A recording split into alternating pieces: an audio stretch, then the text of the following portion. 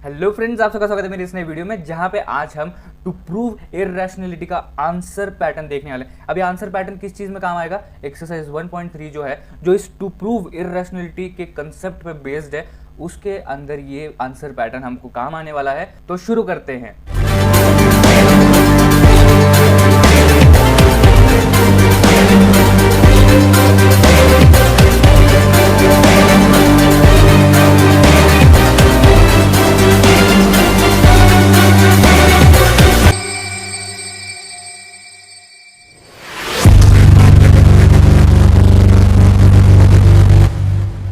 तो जब हम सबसे पहले इस चीज़ की बात करते हैं तो यहाँ पे दो टाइप्स आ जाते हैं आंसर पैटर्न के भी, जो आपको सीधा सीधा सामने दिख रहा है यहाँ पे।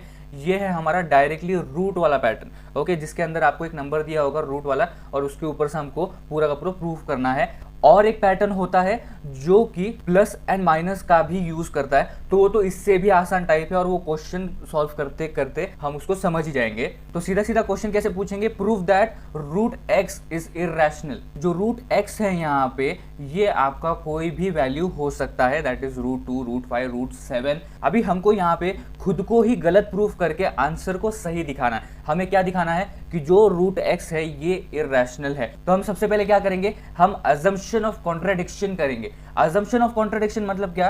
कि यहाँ पे जो भी नंबर दिया हो, सपोज यहाँ पे हमने एग्जांपल लिया है रूट 5 का, तो सपोज हमें रूट 5 को इररेशनल नंबर प्रूव करना है, तो हम उसका कॉन्ट्राडिक्शन अज्यूम करेंगे। कॉन्ट्राडिक्शन अज्यूम मतलब उसका अपोजिट अज्यूम करेंगे, that is assuming root 5 as rational number. मतलब कि इसका अर्थ क्या हुआ? दैट इज जो रूट 5 है इसे हम a अपॉन बी के फॉर्म में लिख सकते हैं, जहां पे a and b are coprimes. ये सबसे इंपॉर्टेंट चीज है यहाँ पे, that is a and b are coprime. और इसी के साथ हम अगली प्रोसीजर पे बढ़ते हैं, that is checking A square divisibility. जो रूट 5 है हम इसे a अपॉन बी से इक्वल कर देंगे, जैसे कि हमने स्टेटमेंट दिया है। अब होगा क्या? ये जो डिनोमिनेटर है ये ऊपर चला जाएगा रूट 5 की जगह पे, तो रूट 5b हो गया is equals to a, okay. अब हमने यहाँ पे क्या किया? फिर आगे हमने इसको स्क्वायर कर दिया, ओके। हमने क्या किया? इसको स्क्वायर कर दिया दोनों साइड से, तो क्या हो गया हमारा 5b square is equals to a square. तो ये जो है हमारा b square is equals to a square upon 5,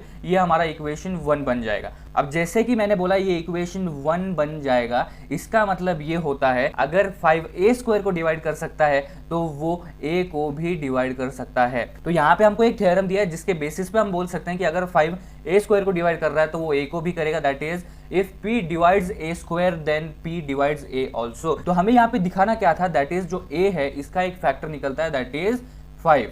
अब आते हैं स्टेप 3 पे, चेकिंग बी स्क्वायर डिविजिबिलिटी। अब बी स्क्वायर की डिविजिबिलिटी क्यों चेक कर रहे हैं? स्टार्टिंग का याद रखो, हमने a एंड b को को प्राइम लिया है। यहाँ पे देखो a upon 5 is equals to c लिया है हमने।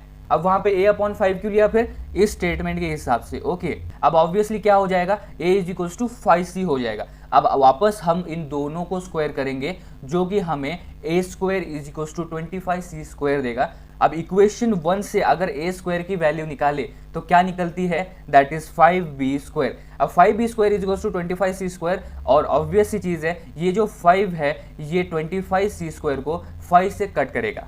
अब जब ये 5 से कट हो गया तो क्या स्टेटमेंट आएगा जी? That is b square is equals to 25c square, और यही सिचुएशन वापस आ गया, that is b square upon 5 is equals to c square. तो कुछ इस तरीके से रीअरेंज होगा, that is c square is equals to b square upon 5। तो यहाँ पे हमने क्या दिखाया? That is as b square is divisible by 5, b is also divisible by 5 according to the theorem. a and b हमारे coprimes होंगे। अब a और b हमारे कोप्राइम्स होंगे तो उसका सिर्फ एक ही कॉमन फैक्टर होगा। बट अभी यहाँ पे देखा जाए तो 5b कॉमन फैक्टर निकल रहा है यहाँ पे, तो हम फाइनल कंक्लूजन की तरफ आएंगे, that is a and b have a common factor as 5। It contradicts the fact that a and b are coprime. तो इस वजह से अभी क्या होगा? दैट इज हमारा जो अजम्पशन है that is root 5 is rational, ये इनकरेक्ट हो जाएगा। अब इनकरेक्ट क्यों हो जाएगा? क्योंकि हमने स्टार्टिंग में ही साफ साफ कहा था कि रूट 5 अगर रैशनल नंबर है तो a एंड b को प्राइम्स होंगे, और जो कि यहाँ पे कॉन्ट्राडिक्ट होता है।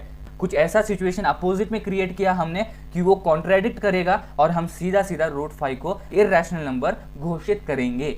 एक स्टेटमेंट आएगा आगे, that is this has arisen due to the incorrect assumption as root 5 is rational number. तो वहां पे हमारा रूट 5 रैशनल नहीं रहता, और हम रूट 5 को इर्रेशनल प्रूफ कर देते हैं। तो इसको आप याद कर ले, इस आंसर पैटर्न को याद कर ले, क्योंकि ये जो रूट x है इसकी जगह पे root 5, root 2, root 7, root 13, root 19 कुछ भी हो सकता है। सारे नंबर्स के लिए यही आंसर पैटर्न है, तो इसको याद करके रखिए। तो इसी के साथ ये आंसर पैटर्न का टॉपिक हमारा यहाँ पे ही खत्म होता है। अब बढ़ेंगे एक्सरसाइज 1.3 की तरफ। तो वीडियोस को लाइक एंड शेयर जरूर करना और चैनल को कर दो सब्सक्राइब, और अब तक नहीं किया तो तुरंत कर दो। And thank you for watching this video friends.